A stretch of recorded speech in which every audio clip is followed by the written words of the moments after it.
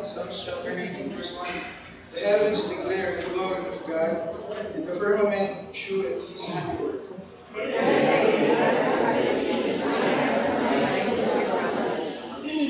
There is no speech nor language where their voice is not heard.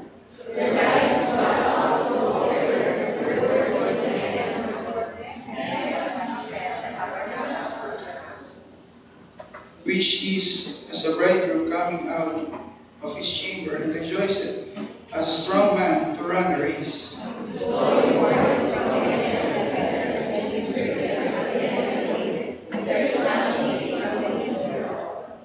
Verse 7, the law of the Lord is perfect, converting the soul. The testimony of the Lord is sure, making wise the simple. The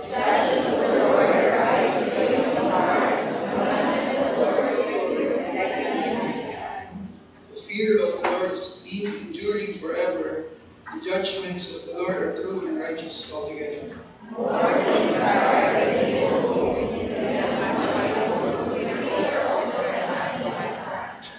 Verse 11, moreover by them is thy servant warned, and in keeping of them there is great reward.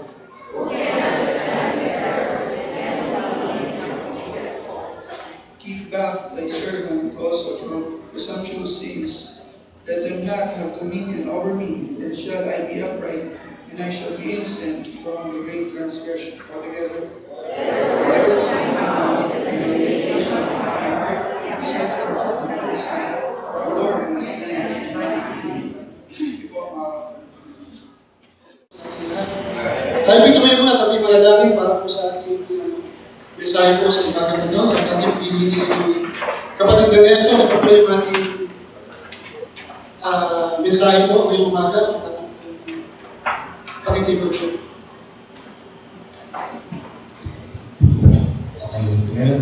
Muli, salamat po para sa katawan ng patuloy na binibigay sa aming Panginoon at kailangan ng Panginoon at patuloy na bigyan ng puso naman na nagtatuloan at matapos sa ita ng Panginoon. Maaaring bawat ita ang misahin ito sa aming Panginoon. Maraming gabay-gabay mo Panginoon at patuloy na nila sa Scripture, ibigay ng Holy Spirit Panginoon at bisyo ng Quran, ang misahin ng Maya at patuloy na bigay sa aming Panginoon at patuloy ang Panginoon at nakita namin ang aming Quran at sa mga nagawa sa aming Panginoon. Kung hindi magpala pa ng sumay, sumaki ito sa pangalan ni Jesus. You may take your seat. In Luke chapter 19, verse 10, ang sabi po ng Biblia, Luke 19, verse 10, ating magsinulat ng mga Biblia po, sabi po ng Luke 19:10, and the Bible says, for the Son of Man is come to seek, sabi po dyan, upang hanapin at iligtas ang mga nawawala.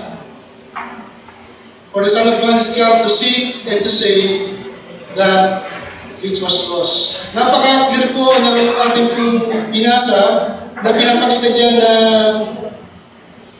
tayo pinaligtas, hindi dahil hinanap natin ang Diyos. Tayo naligtas, ano sabi ng Biblia? Dahil siya po ang naghanap sa atin. Napakaliwanag po nun. Kasi in the first place, wala pong tao sa mundong to na mag-i-initiate na hanapin niya ang Panginoon. Because in Romans chapter 3, verse 10, hindi na po saan natin lagi nakikita ko katalatan ito, as it is written, there is none righteous, no, not one. Ibig sabihin, tayo pong tao, meron tayong tinatawag na sinful nature, yung ating laman. At because of that, sabi ng verse 11, there is none that understandeth, there is none that seeketh after God. Walang nakakaunawa at walang humahanap sa Diyos. At dahil sa ating simple nature, wala po sa atin yung paghahanap ng kabutihan at yung mga bagay na banal. Wala tayong kakayahan na hanapan po ito. Balikan nyo nung bago kayo maligtas. Balikan nyo yung inyong ugali bago tayo lahat maligtas. Naalala ko pa, ito'y galing sa testimonyo, di ba? Si Tatay Buro, pinupuntahan ka ng mga member ng Calvary. Ano sabi mo? Nagtatago po siya sa river control. Habang gabi na gumagabi, Makulit yung mga taga-Calvary na hindi umaalis. Sabi natin bro, nilalamok na ako dito, hindi pa sila umaalis. Nagtatago siya. Brother Emerson, ganun ka rin, di ba? Kakatok si pastor, may mga estrange sa labas. Wala pang tao dito. Pero natin yung mga estrange sa labas. Hindi natin hinahanap ang Panginoon. At hindi pwede mangyari na isang araw na gising ka, pupunta ako sa Calvary. Therapy, walang gano'n. Walang mahanap sa Diyos. Walang nakakaunawa. Ang maganda lamang, dahil sa mga ginamit testamento ng Panginoon, nakakarinig ka ng Word of God, doon, pinukaw ng Banal na Espiritu ang puso mo. At doon mo naunawaan na kailangan mo maligtas. Ibig sabihin, ang Diyos ang nag-initiate na hanapin ka. Tsaka mo lang siya tinanggap. Kaya nga makita niyo po doon na yung binanggit ng Ephesians chapter 2, verse 8, for by grace are ye saved, and not of yourselves. Naligtas ka, hindi mo dahil hinanap siya. You got saved because God sought you. Nakita ka ng Panginoon. Ano napakabuti ng Panginoon? Brother Arnie, napakapagbiyaya niya. Napaka-merciful lang. Kung hindi sa Kanya, hindi ka maliligtas. Ganun kabuti ang Panginoon. Nakita niyo po rito na in Luke chapter 19, verse 10, ito po yung story ng isang lalaki na pandak, si Zacchaeus, di ba? Sa po'y sinadya ng Panginoon sa lugar ng Jericho. Upang ano? Pag nabasa niyo po yung istorya, sabi pinuntahan ng Panginoon, si Zacchaeus po'y nakakabalita na tungkol sa Panginoon Jesus. At nung pupunta ang Panginoon Jesus, siya lumakad sa puno. At takot na siya pati Brother Alfred na tumigil ka sa Kristo, sabi niya, bumaba ka dyan, pupunta ako sa bahay mo. Kanyang hinanap talaga sa Zacchaeus upang ano? Upang siya ay maligtas. Even yung the wild man from Gadarenes, tandaan niyo yung wild man? Yung inaalihan siya ng 20,000 na demonyo, siguro 20,000 na devil nasa katawan niya. Pero ang Panginoon sa apoy naglayag, naglaot, lumahot siya upang ano?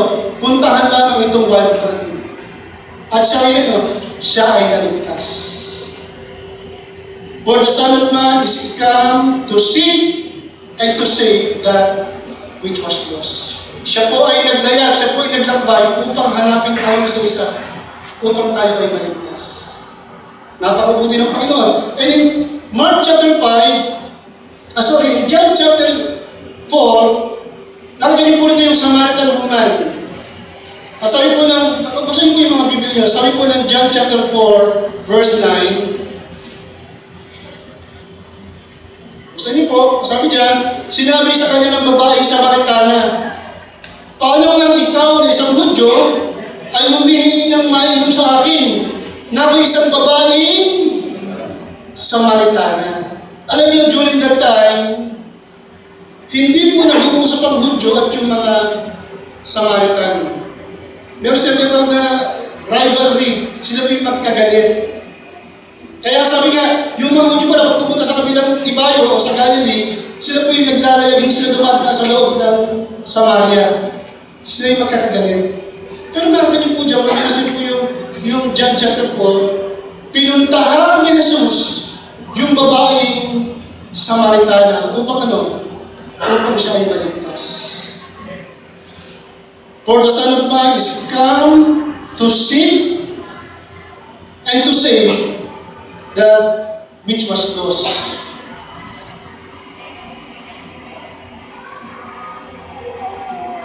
Alam niyo, ang Diyos po, Baladiyo, kanya tayo inanap lahat upang tayo lahat ay maligtas. At matapos po natin po, yung pangyayari po sa Samaritan woman, in John chapter 4 pa rin po, na matapos tayo maligtas, meron po gustong sabihin ng Diyos sa atin matapos tayo maligtas. Meron siyang sinabi sa Samaritan woman matapos siya maligtas. Tingnan niyo po, John chapter 4, verse 23. Ito po yung ating pinapag-aaralan ngayong umaga. For the hour cometh, and now we spend the true worshiper. Sino yun? Ito Ito yung mga tao hinanap ng Diyos na kaligtas. Tayo yun, ang mga tumanggap sa Panginoon. What ang gagawin niya? Shall worship, sambahin ang Ama sa Espiritu at sa katotohanan. Why? For the Father seeketh such to worship Him. Sabi ng verse 24, God is a Spirit, and they that worship Him must worship Him in Spirit and in truth. Meaning, the Lord that only seeks us for salvation, He seeks also us what? For our worship. Ang Diyos po ay hindi ka lang niya hinanap upang ikaw ay maligtas sa sarili. Kanya kang hinanap na ikaw'y maligtas. At kayo naman, after your salvation, hinahanap naman niya ano? Ang iyong pagsamba. Kaya nga ang ating pong mensahe ngayong umaga ay worshiping the seeking God. Pagsamba sa Diyos na naghahanap. Hinahanap ka niya, ngayon natagpuan ka ng at naligtas ka, hinahanap naman niya ngayon ang iyong pagsamba. Ngayon, ang pinakatanong po ay, why God is looking for worshiper? Bakit ba ang Diyos naghahanap siya ng mga sasamba sa Kanya? Gusto ko maunawaan po natin lahat doon. Hindi dahil kailangan niya nasambahin mo siya. Di ba, Brother June? Ang Diyos, kahit hindi niya isasambahin, Brother Stanley, walang mawawala sa Kanya. Diyos pa rin siya. Sabi diyan, it is not because He needs it, but rather, sabi po diyan, it is for our benefit, not His. Tingnan niyo may natin pag-usap, ha? Yung pagsama po ay gagawin natin, hindi dahil ito ay kailangan niya. Bakos, ginagawa natin to, ang dahilan, para sa ating sariling benepisyo. For our own benefit, hindi para sa kanyang benepisyo. Kaya una, bakit ano bang benepisyo kung sumasamba sa aking Diyos? Number one, we need to go to church, sabi po diyan, to meet God. Tayo po ay kinakailangan magtungo sa bahay-sambahan upang katagpuin. Sino? Ang ating Diyos. Amen.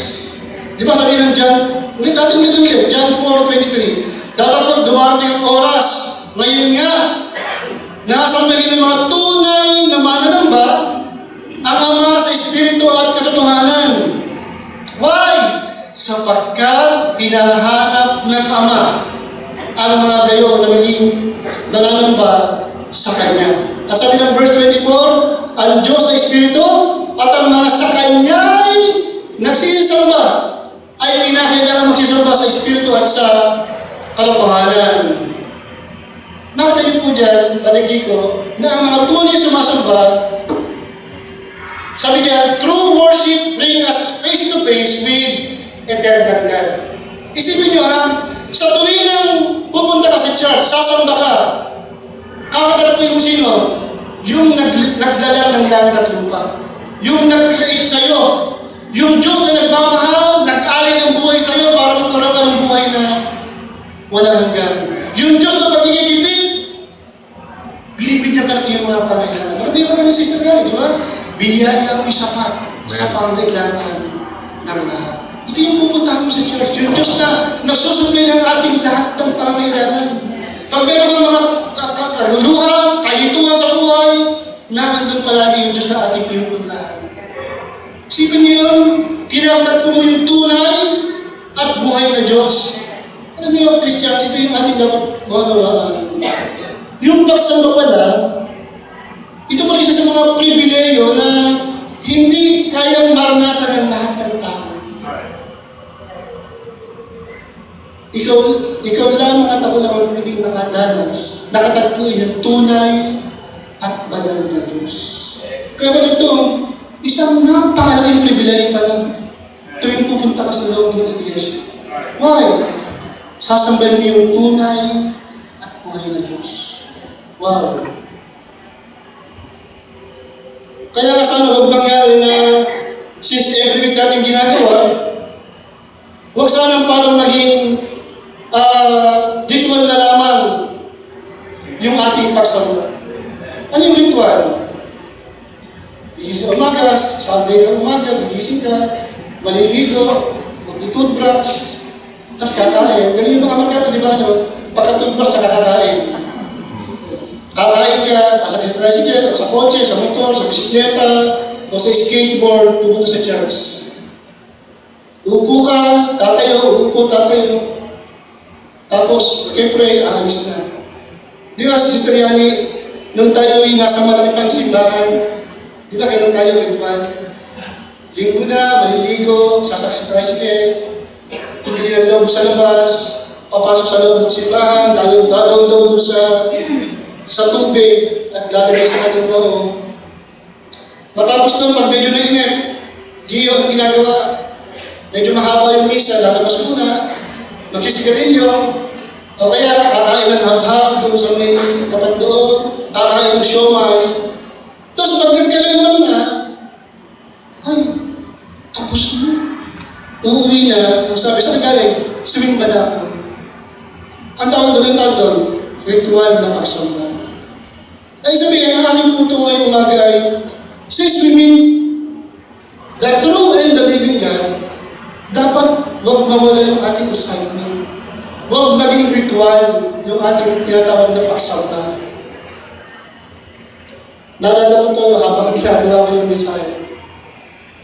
Nung ako'y bata pa, nung tayo bata pa, April, Tom, kasi edad ko ito, si Tatay Muro, Brother Nestor. Nung ako'y bata pa, pag December 24, totoo to ha, alam mo, ginagawa nyo rin to. Kasi pag December 24, Brother Jun, doon ako nagkakaroon ng bagong damit, sapatos, bago lahat, sapatos, medyas, bata pa, shorts kung isa na binibili sa akin, shorts, bagong t-shirt, yung mga bata makatawa siguro kayo, pero alam ko ng mga kasindigat ko. December 24, bago ako matulog, katabi ko yung damit ko, nagsasuot bukas. Pagdalas ang ganun kayo ba? Hindi totoo to. Akala ko lang eh. Yung pala yung mga kaibigan ko, ganun pala ginagawa. Pag December 24, yung damit na isusunod ko bukas, bago ko mahiga, katabi ko rin, planchada na yung damit, pantalon, medyas, sapatos. Tapos kinamagahan, excited. Susuot ko na yung damit mo. Kasi December 25 na. At bakit ninyo, baka hindi nyo alam, tuwing December 25 na kami kumakain ng mansanas. Kasi pagpasko lang may mansanas. Totoo hindi? Pagpasko lang may mansanas. Kaya excited. Bakit? Kasi pagkasuot ko nun, tayo mga kapatid, aalis na, mararata kayo ng mga kamag-anak nyo. Aabot na kayo, 5 piso. Anong pinakamaganda yung pagka naka-20 ka, ginto na yun. During that time, 90, ginto na yun during that time. Hindi yung aking punto ngayong umaga. Dapat yung Sabado ng gabi ay laging parang December 24 sa atin. Gabi pa lang, mamlansya ka na ng damit mo. May susuot ginagawa. Nag-ready ka na. Nag-aaral ka na ng Sunday School lesson nyo, baka matanong ka pagka excited ka pagka-araw ng Sabado. At pagdating ng inalingguhan, parang December 25, lalabas ka sa bahay mo, nagmamadali ka. Why? Kasi kakatagpuin mo yung tunay at buhay na Diyos. Mga kapatid, sana magmamala yung ating excitement. Sabado pa lang ng gabi. And then kinabukasan, sasamba tayo sa ating Panginoon. Alam nyo, sabi niya, ito po isang eksklusibong experience. Hindi lahat na ito pwede makadanas na makatagpo nila at masambahin at makaranas na katagpuin yung ating tunay at buhay na Diyos. Sabi niya, nasa tuwing uuwi ka, ito yung maganda sa isa lang sa tuwing uuwi ka, matapos ang lahat-lahat na ito, pag uwi mo, wow. nakatagpo po ang ating Diyos. Di ba sabi mo gano'n? Huwag sana mangyari parang uwi ka, wala na. Napakasarap nung pupunta ka dito, matapos ang lahat-lahat ng ito, sasabihin mo sa sarili mo, nakatagpo ko ang ating Diyos. Because Sunday, yung ating worship prayer, we need to go to church to meet our God, to meet the true and the living God. Pangalawang bagay, we need to worship for encouragement. Sa una, kaya ka nagsasamba, kailangan mo yan. Why? Upang katagpuin mo yung Diyos na nagpilit sa'yo ng buhay na wala hanggan. Yung Diyos na nagpuprovide ka yung lahat ng pangangailangan. Yung Diyos na lagi nga andyan. Sa tabi mo, sa bawat minuto at sa bawat segundo. Ngayon, pangalawang bagay, bakit kailangan kong magsamba? Ano yung binibisa sa akin ng pagsamba? We need to worship for encouragement. Open your Bible to Hebrews chapter 10, verse 24. Hebrews 10, 24.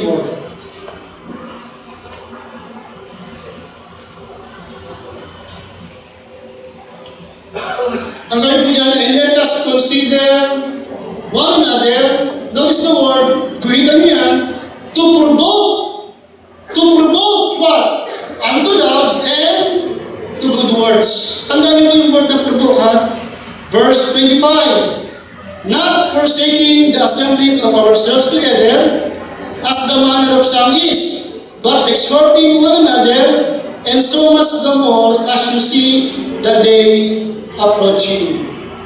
Balikan niyo po yung verse 24, yung word na, and let us consider one another to provoke. To provoke means, pasin niya, to kindle means pasikdabin or pag-alabin. To inspire, magbigay ng sigla, mag-encourage, palakasin ng ating mga loob. Yan ha? And let us consider one another to provoke, to kindle, to inspire, to encourage. Kaya ka sumasamba upang maprovoke ka, mapag-aalab ka. At sabi niyan, ikaw po ay magbigay sigla at mapalakas ang ating mga loob. In year 2021, nag-research ko ako nung case ng mga suicide. Year 2021, suicide is the fourth leading cause of death. Year 2021 yun, ha? Yung suicide o yung pagkitil sa sariling buhay ay pang-apat na dahilan na kinakamatay ng mga tao sa mundo ito. Pansinin niyo po, in year 2024, yung suicide po ay naging pangalawang dahilan ng kamatayan ng tao. Nakita niyo, Sister Ana, yung progreso, yung pagtaas ng kamatayan sa suicide. Dati, pang-apat lamang siya na dahilan ng kamatayan. Pero ngayon, Batikiko, pangalawa isang dahilan ng pagkitil ng buhay ng tao.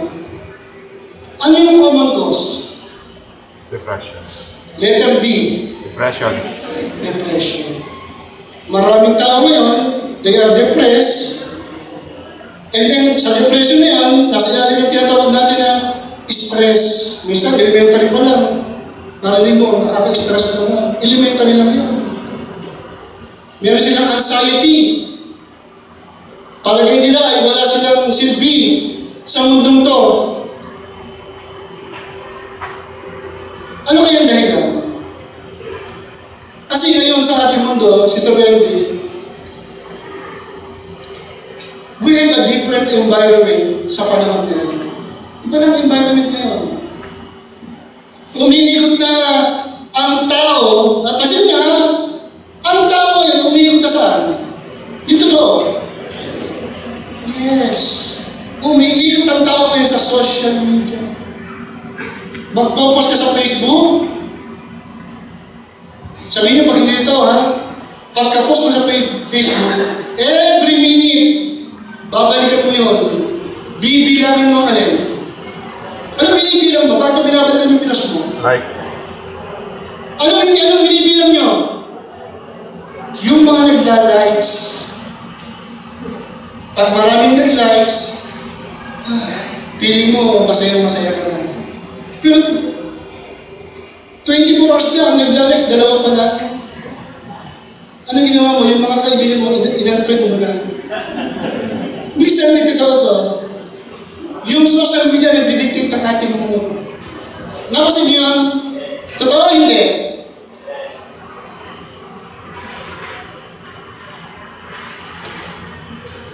Minsan pa nga, nakakalungkot.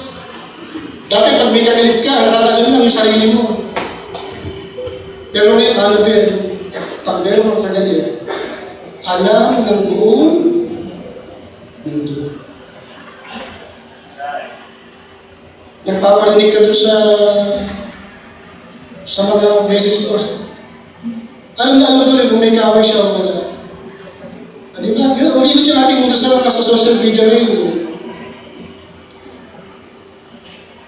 Maraming tao ngayon, sino-showcase ang kailang kayamanan sa mundo. Alam mo kung sino may bagong TV, alam mo kung sino may bagong sapatos, alam mo kung sino may bagong piso. Salamat, doktor, ganyan. Sabi ko yung ibig mo doon. Sino-showcase ang kailang kayamanan. Understand me? Pinapatay ka sa inggit. Hindi ito ito. Ikaw nabasa ng basa, tanggapin mo. Inggit na inggit ka. Bakit siya meron? Bakit ako wala? Umikot tayo sa mundo na yun ang ating environment ngayon. Kaya nade-depress ka na ngayon na ikaw I'm a loser. Ito yung kasabayan ko ng elementary, uhugin. Noong grade 1, nagdumi pa sa school. Aba, ngayon nasa Facebook. May kotse na, may ganyan, pag gano'n siya. At dati yan, ang pangit niya. Ganda na ngayon. Ito. Ikaw, ano na minsan, may mga kaklas ka, papangit. Pero ang ganda na ngayon. Hindi mo na makilala. Iba na ang ilong, iba na ang kainga, iba na ang bibig, yung puso nakakanta ngayon. Inggit na inggit ka ngayon. Diba? Sa social media, maraming mga fake news. Maraming scam. Kaya ito, click ka na click kasi pag na-click mo, may 2,000 ka daw, sabi ng Gcash. Kaya nag-click ka, pag tingin mo, ubus yung pera mo. Salamat ka lang, wala naman ang ating Gcash. At ito hindi, nabubuhay ang tao ngayon sa social media na nagdidikta ng ating pong mga mood sa ating buhay.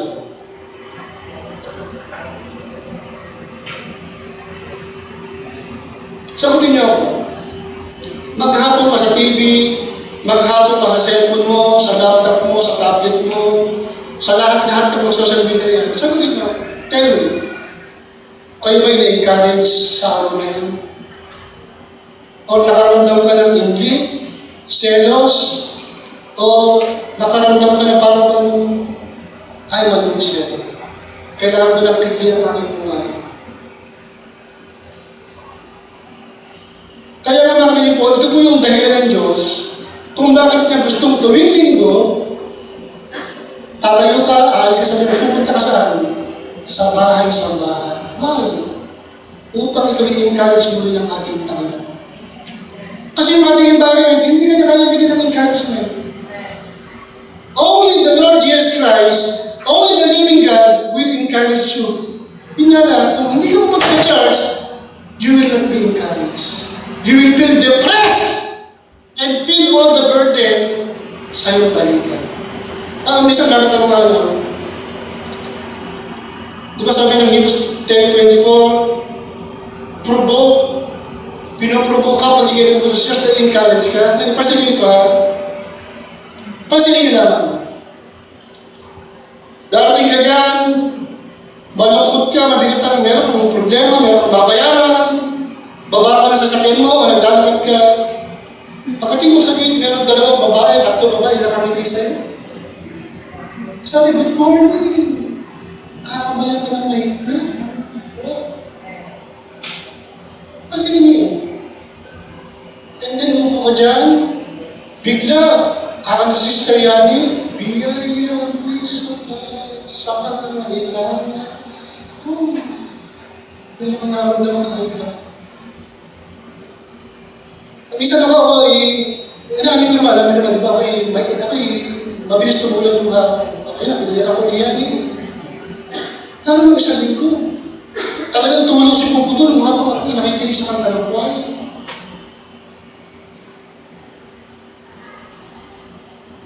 Tayo nga yung mga kanya nagtaya sa akin. Tayo nga isang ganyan. Sandali lang sige. Sister, tayo yung mga kanya. Sino ba yung mga kanya dito? Tayo nga sandali lang. Sandali lang.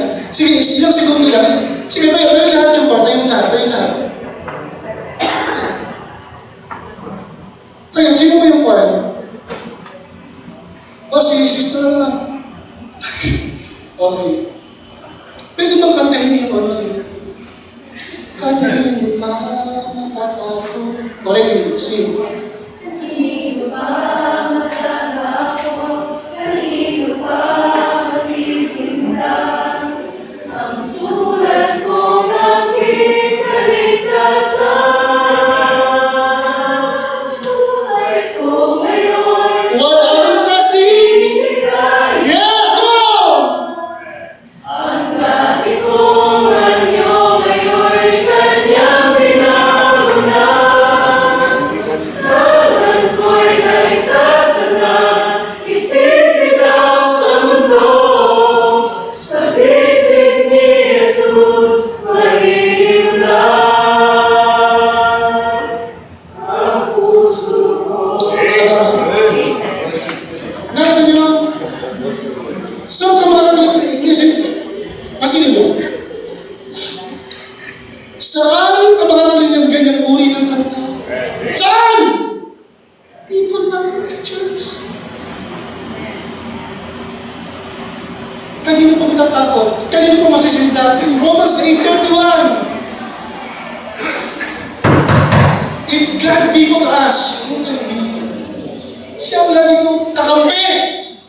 Naalala ko, nagpunta ka rito, narinig yung awitin, wow. Meron pa akong kakampi. Kayo pa matatakot? Kayo pa masisinda? At ang ganyan namin yung bandang, yung chorus na yun, ang buhay ko may walang kasing ligaya. Wow. Ang dati kong anyo ay kanyang binago na. You are now a new creature. Ang sabi daw yung batang ulit, sa bisig ni Jesus, wow! Ako'y hihimlay ang puso. Ngayon, ano marinig yung awitin na yan? Hindi mo marinig yan sa social media o sa kapitbahay mo. Dito lang, sa loob ng Calvary marinig yung ganyang uri ng awitin. Kaya nga yung pagsamba, tip para sa ating sariling big vision. Yung mga awitin, di ba? Malungkot ka, gipit ka, piling mo wala nagmamahal sa'yo, narinig mo yung mga awitin. Ano nga, you are provoked! Muli nagtingin ko, salamat, may nagmamahal pala sa akin. Naandyan pala yung tunay at buhay na Diyos. Matapos kumamit ang kwad, nandito tumayo ang pastor, nangaral, tungkol sa pag-ibig ng ating Panginoong Jesus, tungkol sa kanyang biyaya, tungkol sa kanyang provision. Wow, napakabuti ng Panginoon. Umuwi ka sa bahay mo. Wow, you feel refreshed. Wow, para kang naligo. Na talagang sariwa ang iyong pakiramdam. Mula Lunes hanggang Sabado, pinalimutan ka ng kasalanan, tukso. Pero pagdating ng araw ng linggo, sa gawain ng Panginoon, nag-worship ka, hindi umikang isang tagumpay. Why? Bakit tagumpay? Na-encourage ka nung araw na yun. You feel the connection pa rin, di ba? Pag nandito ka, alam mo na tayo yung nakakaunawaan, tayo lahat ay ligtas. Alam mo na mga totoong tao ang iyong kasakasama. Sa social media, hindi mo alam yung mga kausapan, hindi mga totoo. Sabi, miss na miss ka nila, nagchat-chat. Pero pag nakita-kita kayo, habang kumakain kayo, hindi kayo nag-uusap. Di ba? Anong hawak nyo? Nakaselfon pa rin kayo habang kayo kumakain sa labas. Pero nung kayo yung nagkaplano, I miss you, gusto kong makita kita tayo, ganun, nung nagkasama-sama ba dito, hindi nag-uusap-usap. Pero namiss nila ang bawat isa. Ano ginagawa? Nag-chat-chat pa rin sa... Nagtitingin pa rin ng mga likes. Nagpo-post ng mga gutom na pero yung kailangan, walang gagawin ng pagkain. Pipicture natin muna. Pero sa church, you feel the connection. Why? Because meron tayong iisang nakapagligtas. Meron tayong iisang espiritu. Dito nagkakawalan tayo. Dito ramdam mo na mayroong malasakit ang bawat isa. Dito pag lumuluha ka, lumuluha niya yung kapatid sa Panginoon. Pag masaya ka, kasama nag-i-enjoy, kasama nagagala sino? Yung kapatid mo sa Panginoon. Okay. Pag dumating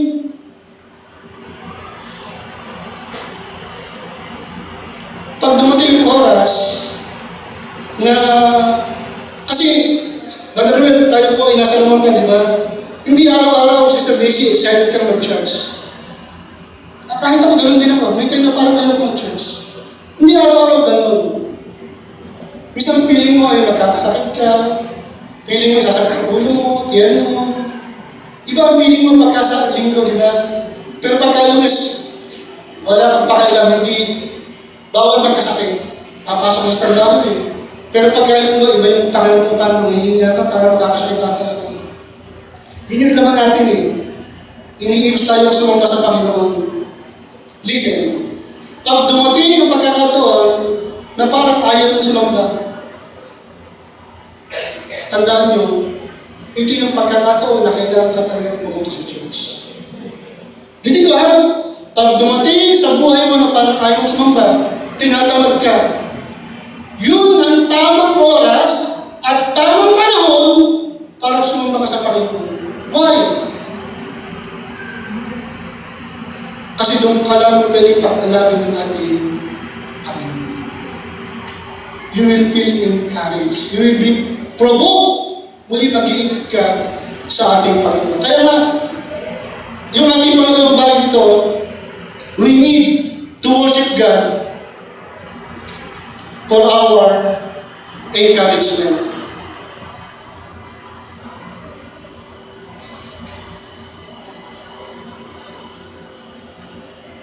We need to worship God for our encouragement. Kaya, Christian, huwag mong kalimutan ang pagtitipon tuwing araw ng linggo. Pahalagaan mo ang araw ng linggo. Sumamba ka ngayong umaga, bumalik ka ngayong gabi. Para i-encourage sa iyong buhay, Christian. Bumalik ka ngayong gabi.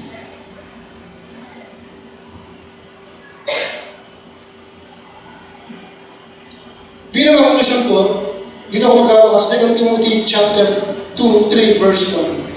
2 Timothy. Bilang ating conclusion ko ngayong umaga, sabi po nito, 2 Timothy chapter 3, verses, we'll be reading from verses 1 to 4. Sabi diyan, dapat po alamin mo ito. Sabi sa mga kausap ni Pablo, yung mga mananampalataya o si Timoteo, sabi diyan, dapat alamin mo ito na sa mga huling araw, on the last day, ay darating ang mga panahong mapanganib, perilous time, shall come. Verse 2, sapagkat ang mga tao ay magiging maibigin sa kanilang sarili, maibigin saan? Sa salapi, mayayabang, mga mapagmalaki, mapagtumayaw, walang respeto sa Diyos, makabanalan, masuwayin sa mga magulang, mga walang turing o walang meaning unthankful, hindi mapagpasalamat, mga walang kabanalan. Verse 3, walang katutubong pag-ibig, mga walang pagdulubag, mga palabintangin, walang pag-ipigil sa sarili, mga mababangis, hindi mga maibigin sa mabuti. Verse 4, mga lilo, mga matitigas sa ulo, mga palalo, mga maibigin sa kalayawan kaysa mga maibigin sa Diyos. Listen, yung chapter 3, ito po ay prophecy, hula. Ibig sabihin ng prophecy, ito'y magaganap pagdating ng panahon. Listen. Natin yung mga sinabi doon, si Bali Alan, nangyayari na yan ngayon. It is happening now. Yung prophecy, Bali Orly, natutupad na. Lahat ng nabi rito, ito yung ating nakikita ngayon. Lahat ng ito.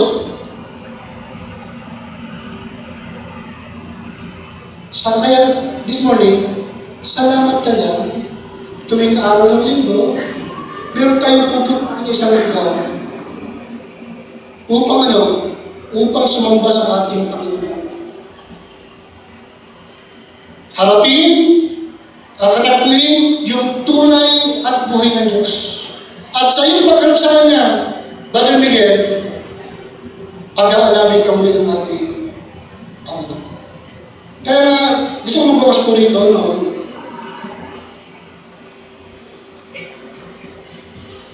Pahalagahan natin ang araw ng linggo. Yun lang naman ang pinakamuhod ng ating pag-aaral. Pahalagahan mo, make it the most important day in your life. Amen ba? Make Sunday the most important, the most special day of your life. Why? Because Sunday is the Lord's Day.